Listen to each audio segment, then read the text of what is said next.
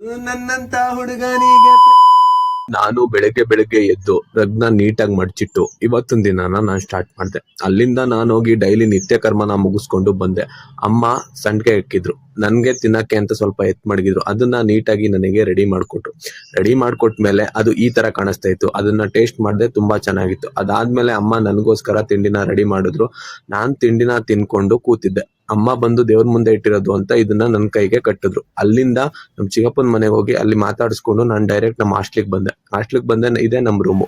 ಅಷ್ಟರಲ್ಲಿ ನನ್ನ ಫ್ರೆಂಡ್ಸ್ಗಳು ಬಂದಿದ್ರು. ಅವ್ರನ್ನ ನಾನು ಮಾತಾಡಿಸ್ಕೊಂಡು ಕೂತ್ಕೊಂಡೆ. ಇವರು ನಮ್ಮ ಹಳೆ ಫ್ರೆಂಡು, ಇವರು ಇಲ್ಲಿರೋ. ನನ್ನಂತ ಹುಡುಗನಿಗೆ ಪ್ರೇಮ ಗೀಮ ಅನ್ನೋದೆಲ್ಲ ಇಲ್ಲಿವರೆಗೂ ತಿಳಿದೇ ಇಲ್ಲ. ಎಲ್ಲಿಂದ ಬಂದೋ ಇವಳು ತಿಳಿಯಾದಂಗೆ ಜೀವ ಹಿಂಡಿಕೊಳ್ತಾಳಲ್ಲ. ಇವಳ್ಯಾರ ಹುಡುಗಿ ನನ್ನನ್ನೇ ಹುಡುಕಿ ಪ್ರೀತಿಸುತ್ತೀನಿ ಅಂತ ಆಡುತ್ತಾಳೆ.